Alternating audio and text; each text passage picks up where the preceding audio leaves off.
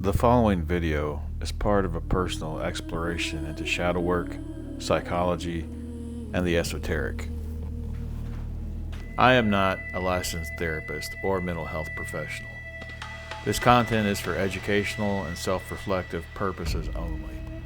If you are experiencing a mental health crisis, please consult a qualified professional. We're here to look at the shadow, but the responsibility for your integration is yours. Hello, and welcome to Malakhem Studio, the Shadow Work series. Today we're talking about something that maybe you can relate to. I know a lot of us do. But it's when you realize that you're a middle-aged person, but you don't feel like a real adult.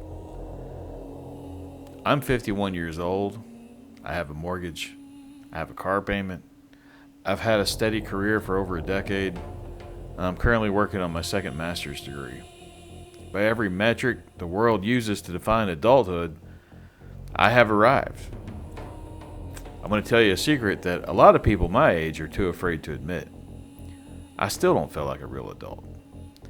I've been waiting for a moment, a click, a shift in the atmosphere, a sudden surge of adult authority that never came. And for a long time, I thought that meant I was failing. I thought I was an imposter. But if you look around the room and realize you're the most capable person there, yet you still feel like an overcapable child in a middle-aged suit, this video is for you.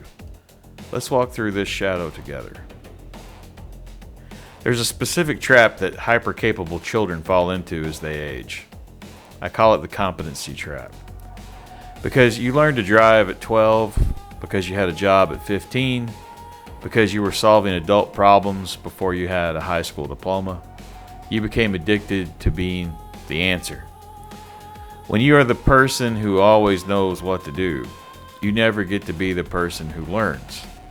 Adulthood for most people is a process of trial and error. But for those like us, error felt like danger. If I messed up at 14, it wasn't just a learning moment. It felt like the whole system was collapsing. So, as a middle-aged man, I still operate with that same no-fail mentality. I'm working on my second master's degree, not just for the knowledge, but because part of my shadow still thinks I need more armor. I think if I just get one more credential, then surely I'll feel like I belong at the table. But credentials don't cure the feeling of being an imposter. They just give the imposter a better resume. Let's look at the math. I've been working for 36 years. I've been driving for nearly 40. I have navigated economic crashes, family deaths, career pivots, moves across the country numerous times, and the daily grind of being a caregiver.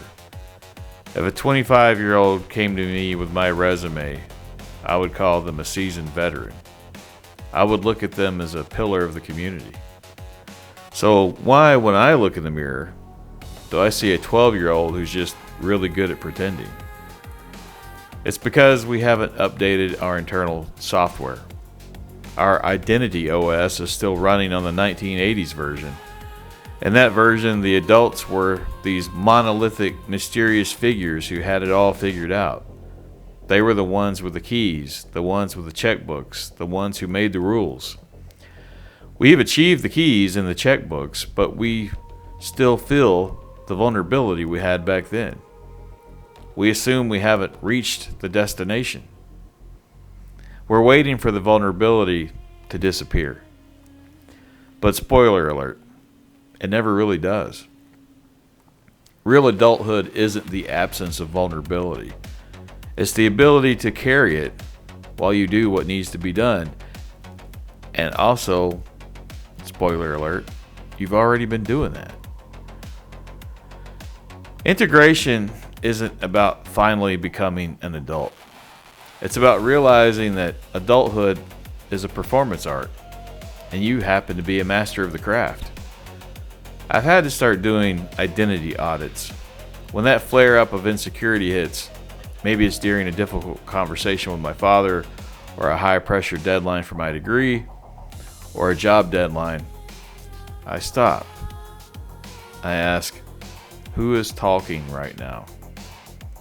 Is it the 51-year-old man who has handled 1,000 storms? Or is it the kid who's still afraid he's going to get in trouble? Once you identify the kid, you don't push him away. That's the mistake most people make. They try to act more adult to drown out the child. That just creates more shadow. Instead, you invite the kid to the table. I see you're nervous about this. That makes sense. You were 15 when you first felt this way. But look at these hands. These are 51-year-old hands. We've got this. You can sit in the back and watch me handle this. I want you to try this. It's a technique I use to ground myself when the imposter feeling gets too loud.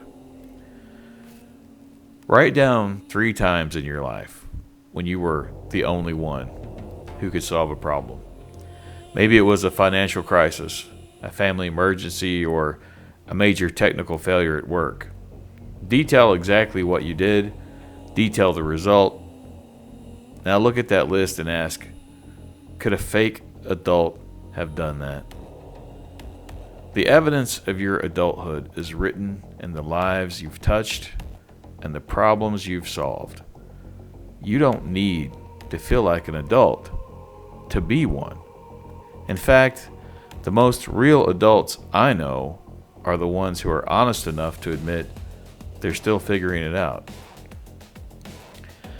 We're not here to fix ourselves so we can finally fit into some 1950s mold of what an adult looks like. We're here to reclaim our trajectory. If you spent your childhood being capable, you've already done your time. You don't owe the world any more maturity. What you owe yourself is the freedom to be in process. You aren't an imposter. You are a pioneer. You navigated a world that asked too much of you too early, and you're still standing. That's more adult than any mortgage or degree will ever be. So how do we integrate this? How do we stop feeling like a child in an adult's body? Well, first we have to kill the mirage. The real adult you are comparing yourself to doesn't exist. There is no magical state of being where you suddenly know all the answers and feel settled. Most people are just reacting.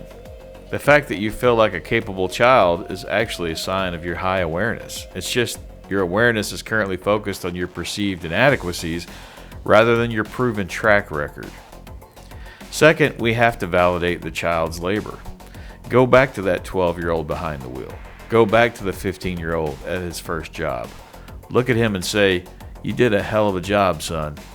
You carried weight you weren't supposed to carry." But you don't have to earn your adulthood anymore. You already paid for it in advance. Integration means realizing that being an adult isn't a feeling. It's a sovereign choice. So here's the work. Audit your stats versus your story. Sit down and write out your adult stats, the degrees, the mortgage, the career length, the people you support. Then look at your internal story, the imposter feeling. Notice the massive gap between the truth and the feeling. The stats are the reality. The story is the shadow. Stop seeking parents. In every room, we often look for the authority figure. We are subconsciously looking for the parent who will finally say, "You're doing a good job. You're an adult now."